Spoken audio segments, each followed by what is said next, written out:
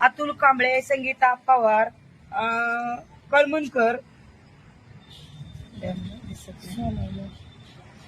हे पा सचिन सोनवणे,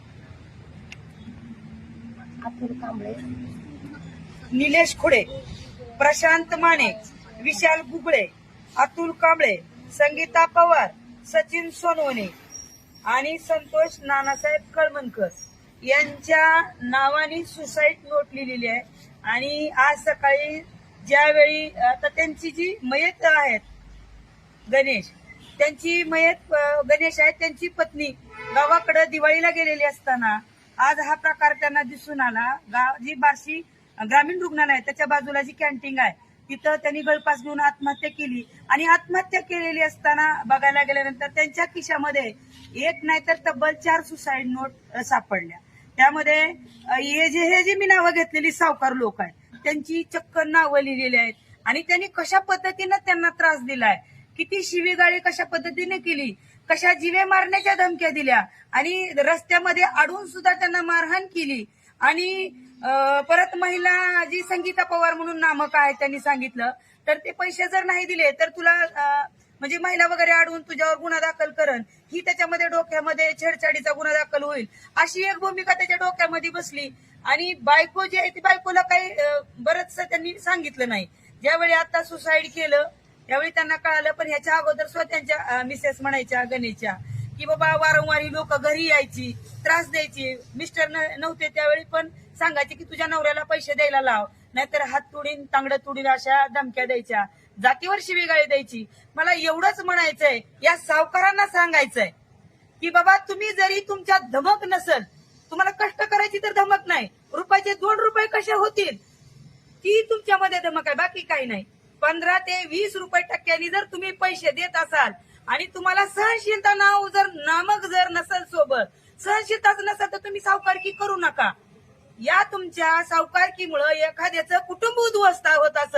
आज ती ताई बघा, आज तिचं वय 23-33 वय आहे, तिची मुलं एक 8वीला एक 5वीला आहे.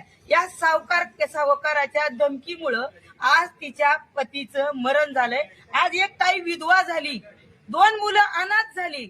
सावकाराच्या या त्रासाला कंटाळून जर असे लोक मरत असतील तर हे चुकीचं आहे. भावांना मी सांगते, बार्शी तालुक्यामध्ये ना इतर बी कुठं जर कुणी सावकाराकडनं पैसे घेतले असतील तर आत्महत्या हा पर्याय नाही. तुम्ही संबंधित पोलीस स्टेशनला सांगा, तक्रार करा की बाबा असे मी पैसे घेतलेले आहेत, पण या माणसापासून मला खूप त्रास होत आहे. आमच्यासारखे सामाजिक कार्यकर्ते बरेच आहेत, त्यांच्याजवळ तुमचं दुःख हो का, पण मरणं हा पर्याय नाही. एक तर शेतकरी बळीराजा अतिवृष्टीमुळं कर्जापोटी बँकेच्या लोनसाठी आत्महत्या इकडे करतो, कर्जमाफी होत नाही म्हणून आत्महत्या करतो. आणि आज सावकारा कंटाळून आज ताईचं कपाळाचं कुकू पुसलं गेलं असं. हा सावकार आहे तरी कोण? त्यांना कष्ट न करता जर लोकांच्या मेलेल्या मड्यावरचं लोणी जरी पुसून खात असतील तर हे चुकीचं आहे. बार्शीतल्या सगळ्या सावकाराला सांगते मी, तात्काळ हे बंद करा. आणि ज्या बी लोकांनी पैसे घेतले तर मरण हा पर्याय नाही भावानो, तुम्ही मरून जाचाल. पण अशा या ताई सारखी विधवा ताई, तिच्या महागटलं होणार काय, तिचं काय होणार, लेकरा बाळाचं पालन पोषण कसं होणार, ही तुम्ही विचार केला पाहिजे भावानो. आत्महत्या हा पर्याय नाही, लढायचं आहे आणि संबंधित पोलीस स्टेशनला तुम्ही तक्रार करायचंय. आणि सावकाराला आणखीन एकदा सांगते मी की आमच्या सहनशीलतेचा अंत बघू नका. जर तुमच्या या सावकारकीमुळं 15 आणि 20% जर एखाद्या भावाचं एखाद्या बहिणीची आत्महत्या होत असेल तर त्यांच्यावर कायद्यानं तर कार्य होणार आहे. आणि पोलीस प्रशासनाला विनंती आहे, आज FIR आम्ही दाखल केलेला आहे. अंत्यविधी झाल्यानंतर आम्ही शहर पोलीस स्टेशन कुकडे साहेबांना भेटलो, त्या सुसाईड नोट पाहिल्या. एक नाही तर तब्बल 4 सुसाईड नोट होत्या. आणि त्या सुसाईड नोट मध्ये ठळक या आरोपींची नावं लिहून सुसाईड केलेलं आहे. त्यांचं म्हणणं असं आलं की मी घेतलेल्या पैशापेक्षा मी जास्त पैसे दिलेले आहेत, माझ्या पगार सुद्धा घरापर्यंत मी पोचू देत नव्हतो, पण या लोकांना वारंवार पैसे द्यायचो, पण या आता इथून पुढे मला काय पैसे देणं होत नाही.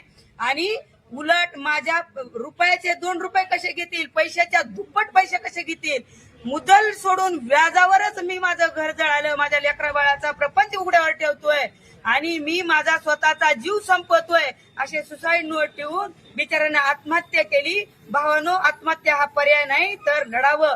एवढंच बोलते. जय जय हिंद जय महाराष्ट्र.